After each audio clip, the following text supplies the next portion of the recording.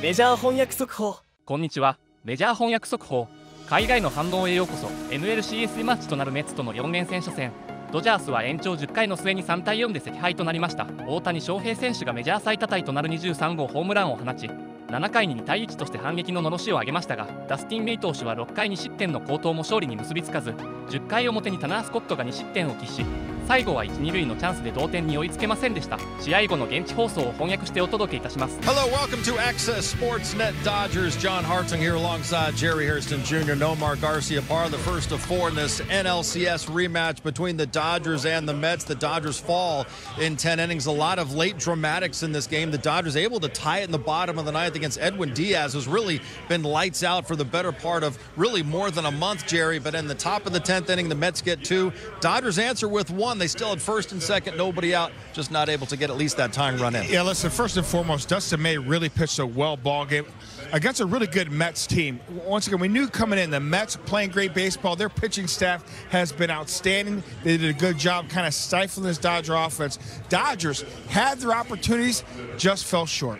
Yeah, you were 2 for 11 for runners in scoring position, so you had some opportunities, especially early in the game, too, especially against the starter for the Mets. I mean, Paul Blackburn, for his first start of the season, he did an excellent job really stifling the offense of the Dodgers, but Dustin May gave this team a chance to win, and also the guys coming out of the bullpen, obviously, Tanner Scott struggled once again, but the other guys, they were perfect. You know, Jack Dreyer and Lou Trino, they were outstanding. So they gave them a chance to come out there and get this game and to be able to tie this game and ultimately try to win it. They left guys there. They just fell short.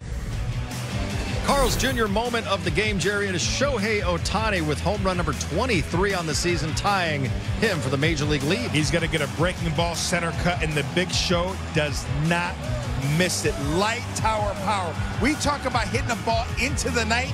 He did that even at Dodger Stadium. The concentration, head down, short to the ball, but long through it. And I would love the kind of nice little head nod. Yep. I got through that. I got all of it.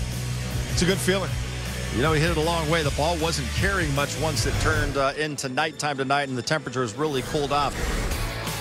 Tonight's Arco top-tier stat line, Shohei Otani. 23 home runs on the season, Nomar. That's the most in franchise history through the team's first 60 games. I mean, incredible. I mean, he drives the ball out to all fields. He is must-see TV. Every time he comes up to the plate, everybody stops to watch because you know something special is going to happen. We even thought maybe he was going to walk off today, this game, with a home run the other way, but just fell short. But, man, the one he did hit, that was an absolute bomb. Certainly was. Jerry, he is on pace for 62 home runs this season. You should break down what he did on number 23 tonight. You know, we talk about special athletes, special players. This is a historic franchise. This Dodger team, and 23 bombs in 60 games. We got to go Access 360 and break this down. First pitch swinging, he gets going to breaking ball. Center cut, does not miss it. We talk about light tower power. That's what the Big Show possesses. Outstanding swing. He knew right away after he made contact. It was launched. Exit velo 103.7. But with that exit velo, the ideal launch angle is 31 degrees. A la Dave Winfield back in the day, who wore 31 all the time. Kind of like Dave Winfield, Otani possesses that light tower power. One more look at it once again. Hang time, 5.5 seconds. Jordan-esque hang time, John. There it is. Love seeing it. There it is. Again, Shohei Otani is doing special things at the plate. And you got to remember, he's getting ready to pitch in the second half. So he's throwing bullpens, sim games as well. So he's got to be a little tired. But no, he continues to do amazing things at the plate. One of the best athletes we've ever seen. Yeah, really ramping up in the month of May, throwing bullpens, even a sim game.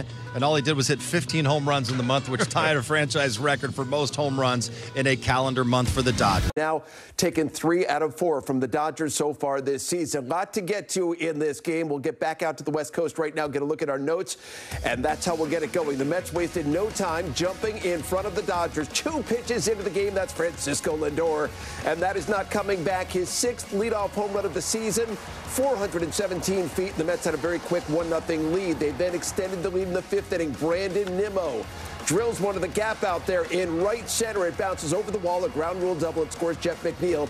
And the Mets had the lead. It was 2-0 at that point. It was still 2-0 in the 7th inning. Shohei Otani, and man, he drills this one 424 feet, 114 miles per hour off the bat.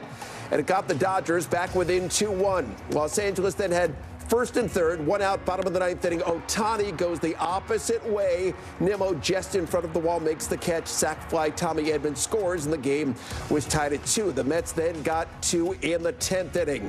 Francisco Alvarez goes the opposite way. His first RBI since back on May the 4th.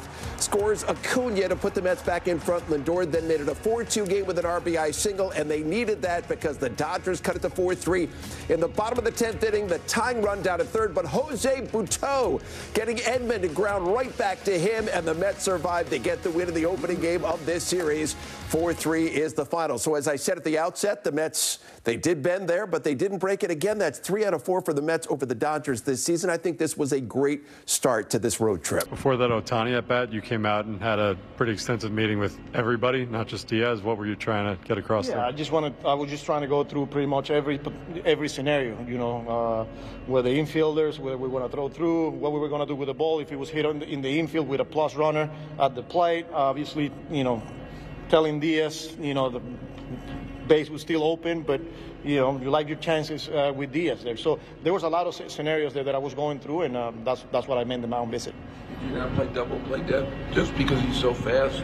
Yeah, no, and I got my closer there. I'm going for the win. So, and it's tough. When you got Otani who gets down the line, it's not going to be easy to turn a double play. So I was just trying to cut that runner going from third base. All right, so that is the manager of the Mets, Carlos Mendoza. Let's follow on what he had to say right there in that 9th inning, right? The Dodgers do tie the game, but the Mets in many ways were fortunate to get out of that and get to extra innings. But he spoke about that play by Lindor that he kept on the infield. Now, the run ended up scoring, but Edwin Diaz, despite the fact that he got into trouble, he got a huge strikeout there on Teoscar Hernandez to get the Mets to the 10th inning. So what was it about that inning that you liked, the fact that they were able to survive and get to extras? Yeah, that's what I was going to say. That Edwin Diaz, blew a save right there. But Edwin Diaz did not pitch poorly in that inning. Edmonds got the base hit against him to start things off. And look, he does a good job of limiting damage. The couple of base hits, the stolen base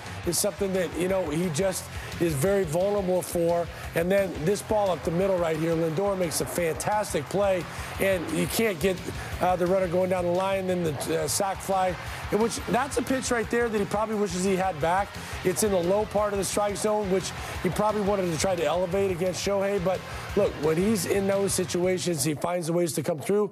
And then he continued to battle to get the Oscar, like you're saying, so that they could live to fight another day and come back in that 10th inning and find a way to win this game. So Edwin's stuff looked good. He was pumping 99 to 100 miles an hour. The slider looked sharp. They just did a very good job against him, much the way the Mets did a good job against Tanner Scott. Yeah, and by the way, that Otani, he's a strong man, because that fly ball to left field, when it left the bat, we looked at each other and we're like, that might be gone. Dodger Stadium, that gets pretty, pretty close right down that line, so it was close. Tuesday will be Kershaw Day at the Ravine. Clayton Kershaw starting the second of this 4-game series, looking for his first win of 2025. Nomar's had a lot of success against the Mets in his career, 11-0 with an ERA of 2 in the regular season. What are you hoping to see out of Kersh tomorrow? Oh, well, I'm hoping to see what we saw out of Kershaw a couple innings over there in New York. He looked really good, and obviously the rain came and shortened that outing. But, he expects to go out there and be that stopper. You get that loss, you get 2 losses in a row here. He wants to be that stopper and get them back in that win column. Absolutely, be that stopper. Give us a chance to win Kershaw Day tomorrow. All right, that does it for this edition of Access Sportsnet Dodgers. For Jerry, Nomar, and Kirsten, I am John. Thanks for watching. We'll see you tomorrow. Pregame once again, 6 p.m. right here on Sportsnet LA. 大谷翔平選手の23号ホームランは本当に素晴らしかったですね。ドジャースタジアムの夜空に向かって打球が舞い上がる瞬間は圧巻でした。ダスティン・メイ投手も序盤のリンドーアへの一発を除けば6回に失点の安定した投球を見せてくれました。9回の同点劇も含めてチームとしては粘り強い戦いができていたと思います。タナー・スコットの不調が続いているのは心配ですが、明日はカーショー投手の登板で必ずリベンジしてくれるはずです。それでは次回の動画でお会いしましょう。さようなら。